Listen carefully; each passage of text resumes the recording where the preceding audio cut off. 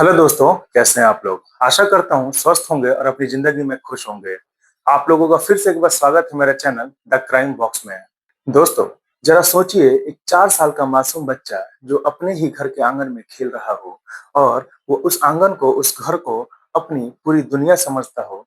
और उसे क्या पता, उस मासूम बच्चे को क्या पता कि उसी घर का एक सदस्य उसकी जान का दुश्मन बन बैठा है। आज मैं आपको उत्तर प्रदेश के गाजीपुर की एक ऐसी घटना बताने जा रहा हूँ जिसे सुनकर आप लोगों की रूह कांप जाएगी। जहाँ एक सगी दादी ने अपने रिश्तों का कत्ल कर दिया और हैवानियत की सारी हदें पार कर दी। इस वीडियो को आखिरी तक देखिएगा, क्योंकि ये कहानी आप लोगों को सोचने पर मजबूर कर देगी। ये खौफनाक दास्तां शुरू होती है उत्तर प्रदेश के जिले गाजीपुर से, भावरकोल इलाके के गोड़ी खास गांव से। इस गांव में जामोद कुशवाहा नाम का एक व्यक्ति रहता था, जिसका एक बहुत ही प्यारा मासूम बेटा था जिसका नाम सिद्धार्थ था। वो अपने माता पिता का इकलौता बेटा था और वो घर का सबसे लाडला बच्चा था। एक दोपहर की बात है, सिद्धार्थ हमेशा की तरह अपने घर के आंगन में खेल रहा होता है और उसकी माँ रसोई में काम कर रही होती है। जब बहुत देर तक सिद्धार्थ के खेलने कूदने की आवाज नहीं आती है तो उसकी माँ बाहर आकर देखती है, पर सिद्धार्थ अपने घर के आंगन में नहीं था। वो सिद्धार्थ को आवाज देती है और आस पड़ोस के लोगों से पूछती है, तो सिद्धार्थ का कोई भी पता नहीं चलता है। देखते ही देखते पूरे गांव में हड़कंप सी मच जाती है। जब सिद्धार्थ का कोई भी पता नहीं चलता है तो उसके पिता देरी ना करते हुए पुलिस थाने जाकर वहां पे सिद्धार्थ के खो जाने की, गुम हो जाने की वहां रिपोर्ट दर्ज करवाते हैं। रिपोर्ट दर्ज करवाने के बाद पुलिस तुरंत सिद्धार्थ के खोज में लग जाती है, जिसमें वहां के गांव वाले भी पुलिस की मदद करते हैं। वो लोग हर जगह ढूंढते हैं, जैसे खेत हो, कोई सुनसान जगह हो या कोई सूखा कुआं हो, पर सिद्धार्थ का कोई भी पता नहीं चलता है। सिद्धार्थ को ढूंढते ही ढूंढते पूरे 3 दिन बीत जाते हैं, पर सिद्धार्थ का कोई अता पता नहीं होता है। तीसरे दिन सुबह क्या होता है, जामुन के घर से मात्र 20 से 30 मीटर दूर एक बाजरे का खेत होता है और वहां कुछ झाड़ियां होती हैं। झाड़ियों से अचानक बहुत ही तेज और गंदी बदबू आना शुरू हो जाता है और वहां के लोगों को शक में डाल देता है। सिद्धार्थ के पिता और गांव वाले मिलकर जब उस खेत में जाते हैं, उस झाड़ी को जब हटाते हैं, तो वहां पे एक बच्चे का शव मिलता है। वो शव किसी और का नहीं, उस 4 साल के सिद्धार्थ का था। उसको देखते ही लोग चिल्ला उठते हैं, घबरा जाते हैं, डर जाते हैं। लेकिन कातिल ने जो किया था, वाकई इंसानियत के नाम पर वो कलंक था और इतना खौफनाक वो मंजर था जिसे देखने के बाद हर कोई कांप उठता है। उस छोटे बच्चे 4 साल के मासूम सिद्धार्थ की आंखें निकाल ली गई थी और उसके शरीर पर छोटी छोटी नुकीली किसी हथियार से हमला किया गया था और उसके हाथ और पैर की उंगलियां भी काटने की कोशिश की गई थी।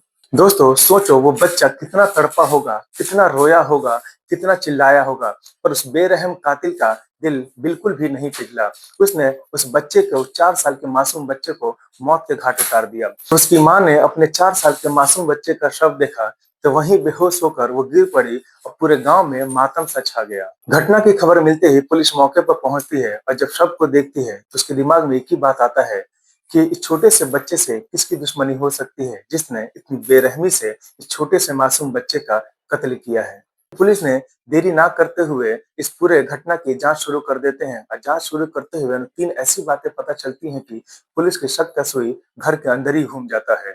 पहली बात यह थी कि लाश बिल्कुल घर के पास ही मिली थी। बाहरी कातिल बिल्कुल भी इतनी हिम्मत नहीं करेगा कि बच्चे को मारकर उसके घर के पास ही फेंक कर चला जाए। इसका मतलब ये होता है कि घर का कोई ऐसा है जिसने इस बड़े से घटना को अंजाम दिया है। और दूसरी बात ये थी कि जहां बच्चे के माता पिता रो रहे थे, दर्द से बिलख रहे थे, अपने बच्चे को याद कर रहे थे, वहीं बच्चे की सगी दादी प्रभावती देवी के माथे पर कोई भी शिकंज नहीं था, उनको कोई भी दुख नहीं था। और जब उसकी दादी से कुछ सवाल पूछने पर पुलिस जब भी उनसे सवाल पूछ रही थी तो बार बार अपना बयान बदल रही थी। तीसरी बात ये थी, पुलिस वालों को गांव वालों से मालूम चलता है कि इनके घर में जमीन के बंटवारे को लेकर, अब पैसों को लेकर काफी दिनों से लड़ाई चल रही होती है और इसकी दादी हमेशा अपने बेटे बहू को बर्बाद करने की धमकी देती है। जब पुलिस ने अपना असली पैतरा आजमाया, अब पुलिस ने क्या किया, पूरे घर वालों को बुलाकर एक जगह बैठाकर उनसे सख्ती से जब सवाल किया तो दादी से जब सवाल करते हैं तो दादी डर के मारे कांपने लग जाती है। तभी एक पुलिस अधिकारी कहता है कि मुझे लगता है कि सबूत इनके घर में ही है, चलो इनके घर की तलाशी लेते हैं, इनके कमरों की तलाशी लेते हैं, तभी दूध का दूध और पानी का पानी होगा। ये सुनते ही दादी के होश उड़ जाता है और दादी सोचती है कि अब मैं पकड़ी जाऊंगी, तो वो चुपचाप वहां से खड़ी होती है, पुलिस को चकमा देते हुए घर के पिछले दरवाजे से भागना शुरू कर देती है। खेतों में भागते हुए जब पुलिस उसको देखती है तो पुलिस और गांव वाले लोग, जो कि काफी गुस्से में थे, उसके पीछे लग जाते हैं। लगभग 4 किलोमीटर दूर जाकर वो दादी को धर दबोचते हैं, पकड़ लेते हैं। जब पुलिस वाले दादी को पकड़ लेते हैं तो उसको थाने ले जाते हैं, जहाँ एक महिला पुलिसकर्मी दादी से सख्ती से पूछताछ करती है तो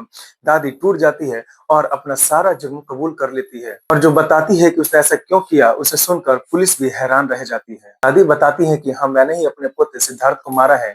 मुझे अपने बेटे बहू से नफरत था। मुझे लगता है कि वो मेरी इज्जत नहीं करते हैं और मेरे जमीन और मेरे जायदाद को हड़पना चाहते हैं। मैं सोचा कि अगर इनके इकलौते बेटे सिद्धार्थ को मैं मार दूं तो इनका घमंड हमेशा के लिए टूट जाएगा और ये जिंदगी भर बैठ कर रोएंगे। उसने बताया कि जब बहू किचन में खाना बना रही थी तो मैंने सिद्धार्थ को बहला फुसला कर एक सुनसान कमरे में बुलाया और अपने ही हाथों से उसका गला घोटकर मैंने सिद्धार्थ को मार दिया। जब पुलिस ने दादी से पूछा कि तुमने उस छोटे बच्चे की आंखें क्यों निकाली, तो दादी ने बताया कि मैं पकड़े जाने से डरती थी, तो मैं इस मर्डर को और इस पूरे घटना को मैं एक तांत्रिक और अंधविश्वास का रूप देना चाहती थी, ताकि लोगों को लगे कि किसी ओझा ने, किसी तांत्रिक ने बच्चे की बलि दी है और लोग भटक जाएं। उसने बताया कि मैंने मर्डर करने के बाद रात के अंधेरे में सिद्धार्थ के शव को झाड़ियों में छुपा दिया था।